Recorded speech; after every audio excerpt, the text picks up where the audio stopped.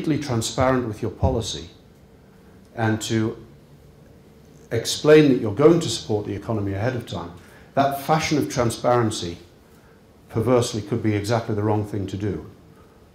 The occasional shock tactic from a central bank could actually be quite beneficial. So with that, I think I've run out of time.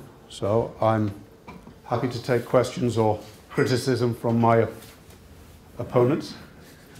Thank you.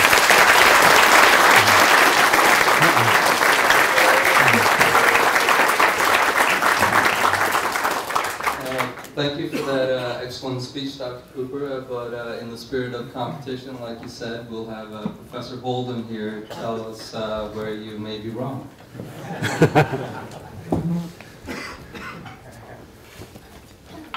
Thanks a lot for the invitation and for this opportunity to discuss this very interesting book and talk. Well, I didn't have the talk in advance, so but I've read the book, and there is of course a link between those two.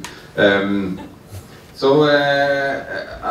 are lots of parts here in this book and talk that I like and that I agree with, and I think in particular I like the discussion of the amplifying mechanisms in the economy. So and amplifying mechanisms in the financial system, that when asset prices increase, then this increases the demand for asset prices. In fact, because the financial institutions, they have a higher capital ratio, have a higher capital,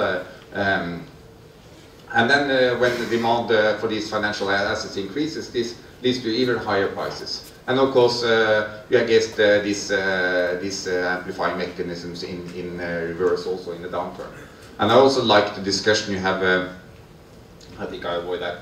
I also like the discussion you have about the positive feedback between the financial system and the real economy. That when the financial system is in a boom, then that strengthens the growth in the economy, and the growth in the economy will also increase house prices, and that will also strengthen the boom in the financial system. So we have a discussion of a bubble, and there I think that there is some difference in how we use the word. So what economists would describe as a bubble is more that prices are deviate from the fundamental value, and also that that should be apparent with the information that people have. And that's hard to understand why prices should deviate, even with the information that people should have. But you more use it, I think, how it's used often in the daily life or my financial system, and then won't talk about the bubble just because the prices are wrong. And prices might be wrong because people have a wrong perception of how the economy is. So we expected growth to continue. The world economy had grown a lot for a long time, so people expected growth to continue, and because of that, if growth had continued, then perhaps prices hadn't been that wrong after all.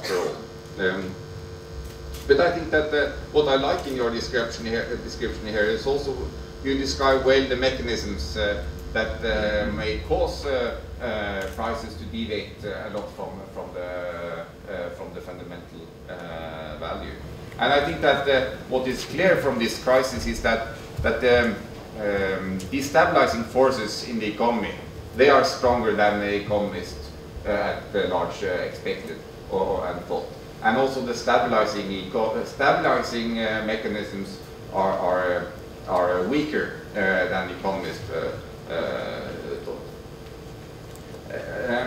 There are also some parts of your talk and book where I have more problems, and in particular in your discussion about central banks and inflation. So I share some of the critique that you have of monetary policy. So I agree that central banks, particularly the Fed, at times have had too low interest rate, and that is an important reason for part of the reason for why we are in this situation. That also monetary policy has been asymmetric. But I have more problems with your argument that if markets are efficient, then we don't need a central bank.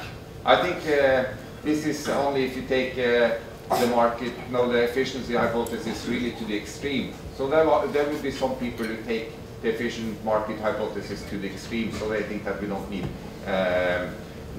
central banks. But I think that most economists, they think that, at least they thought, that financial markets were fairly efficient, but still you would need a central bank. So even if markets work fairly well and fairly efficient, then you still need a central bank to provide a normal anchor for the economy, and you also still need a central bank to stabilize the economy. So I think that you write in the book that this is the madhouse, this combination of efficient markets and that you need a central bank, and I don't share that view. I think that even if markets were fairly efficient, you would still need a central bank. Now, markets clearly turn out to be a lot less efficient than a lot of people believed in before this financial crisis. But there is a huge difference here, because if this hypothesis or this belief that markets were fairly efficient and you need a central bank, if that combination of beliefs was logically consistent, then one should have known in advance that this was ridiculous. So, but one couldn't know in advance. So now, that markets were less efficient than many believe, that is more something that we have learned ex post, rather than something that one could say ex ante. Although it's clear that I'm just reading now a paper by Ryan, research director of IMF, and he has written, I think, the best description of what is going on in the financial crisis. But this was or what could go on. But this was written in September 2005. So he just said that, well, these things can happen, low risk, but this can happen, and it explains some of the mechanisms there. A bit just brief remarks on the policy conclusions. So I think I agree that one should allow the economy to fluctuate, but that is because many of the fluctuations are in fact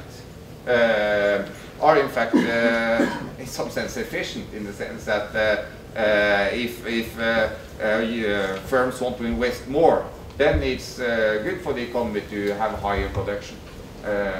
But I think that still, even if you would let the economy fluctuate, still you should use monetary policy to try to stabilize the economy. So when the economy grows more than it usually grows, then you should have a higher interest rate to stabilize a bit.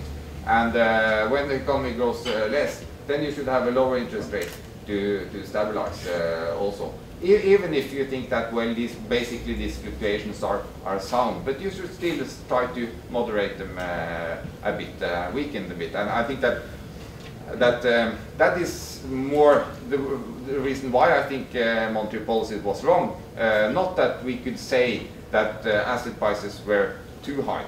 We might expect they were too high, but that is hard to say. But I think that the key problem was that when the economy grew that much, then one shouldn't have had that low interest rate, because this combination of high growth and low interest rate, that is a very risky combination, and that we knew in advance. You also have this fire drill suggestion that you also mentioned here. It's hard for me to see that a public institution should do a fire drill, because it's really not a fire drill. Here the fire drill lit a real fire.